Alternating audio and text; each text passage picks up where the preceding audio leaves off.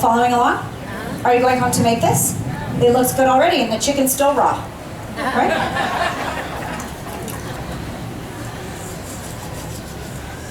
Now you're going to make this in a smaller pan at home, and you're going to have more sauce. In fact, you'll see. We've got You get so garlic, fancy here. I love it. rice We wine made you a vinegar. parchment hat for your chicken. Thank you. I haven't made a parchment hat since culinary school. That's amazing. You have no lids. Do you ban lids at Disney? We don't want to block anybody in. Oh, you have no lids. JT, Chef JT made this all possible here, which by the way is wonderful. JT, when I get home, will dinner all be prepped? That'd be great. The caramel That's going to be a fairy tale, I think. happens because of this. Come on, Mr. Stove. Thank you. Brown sugar. I love brown sugar. How's my timing, Noah? 10. Is it Sunday yet? Have I talked that long?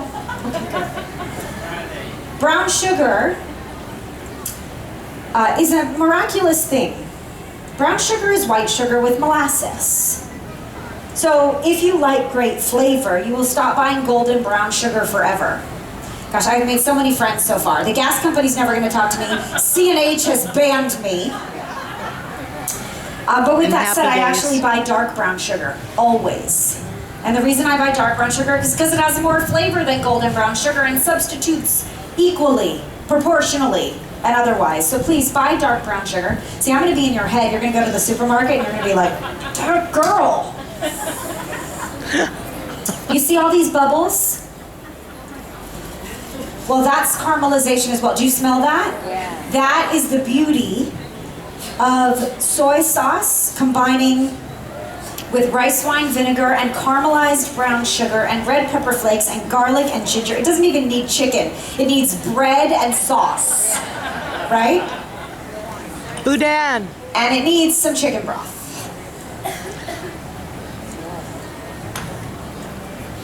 So that we can create a sauce, so that we can braise these chicken pieces to beautiful, lovely goodness.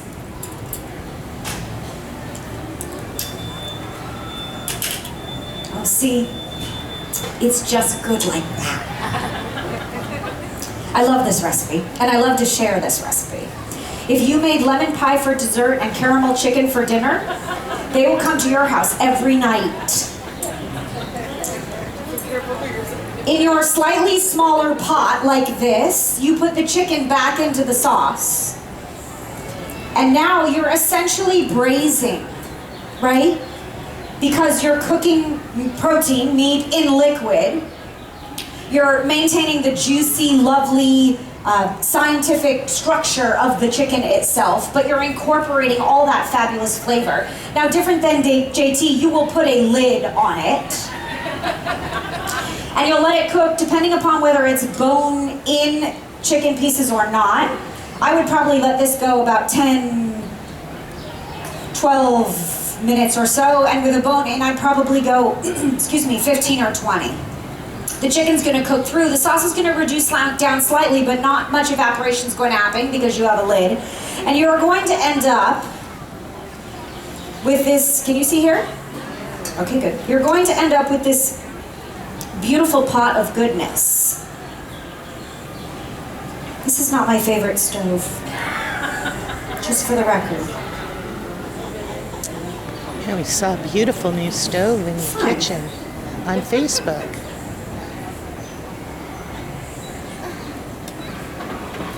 Haha, I'm smarter than you. A man tried to rescue her. That was her comment. It is a pain in the butt, thank you. Ladies and gentlemen, Chef JT. Thank you, I'm good. And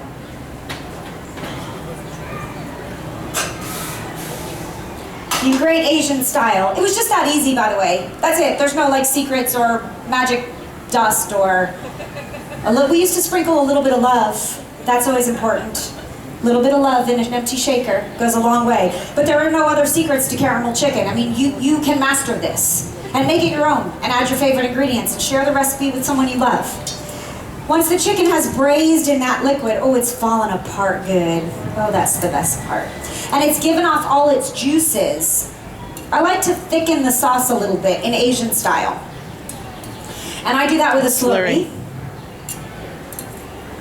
Cornstarch and You all water. know what a slurry is. With a fringe on If you top. don't, it's a thickening agent added to liquid that when the liquid comes up to a boil, you get a thicker, more viscous sauce.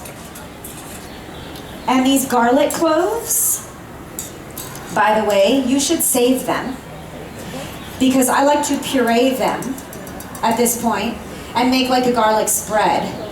And then you could serve that along with the garlic chicken, a big crusty French bread, and a bottle of wine. Yeah, the boudin, French Don't bread. bother me, I'm eating.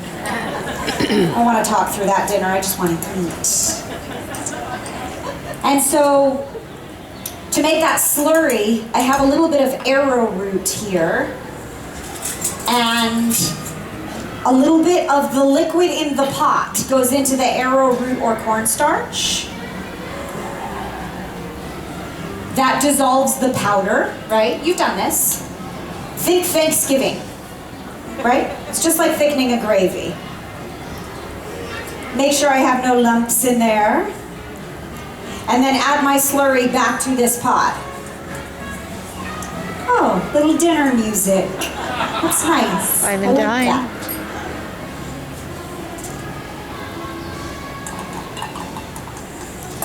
Once this comes up to a simmer, you will have a beautifully textured sauce. In the French term, we call that nappe, N-A-P-E. Now you know Bloom Fond Nappe. And it thickens just slightly so that you can add the chicken back and you can serve it with the sauce or eat it straight out of the pot and plate it up. Noelle, as I'm plating, because we have 5 minutes left, anybody have any questions? We have a question good. right here, actually. We have questions. Hi, my name is Monica from San Hi, Jose. Monica.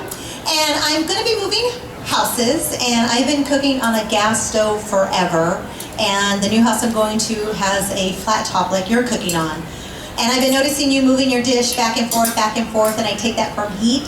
What am I going to have to be conscientious about now moving from a gas stove to an electric stove? It's amazing how ironic life is and how absolutely wonderful and fitting it is that I can speak firsthand about your new dilemma. Sorry. My husband and I moved into a new home. We bought a home, we moved a week and 2 days ago.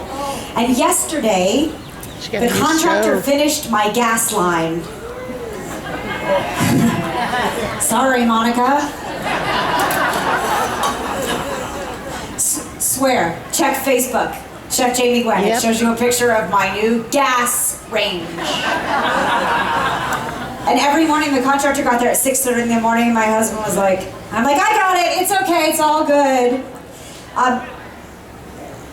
This is induction, is it not, JT? Is yours induction or electric? It's induction? Okay, so it's not as bad as it might seem because you have a bed. Electric, I can't deal with. And Amen. my husband's patient as the day is long and I'm only sometimes patient, but electric just grates at my nerves. You can't regulate the heat very well on electric. Induction, you can. It's not that I don't like this stove. It's that I don't like the push button, okay?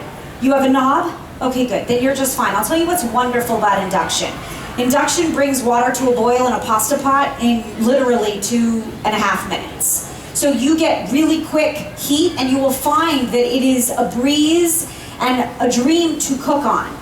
The other thing you need to be concerned about with induction, because we've used induction in professional kitchens for a lot of years. There's a burner, like a portable burner that we've been using in catering for years and years and years. It's induction, but it was only commercial for a long time.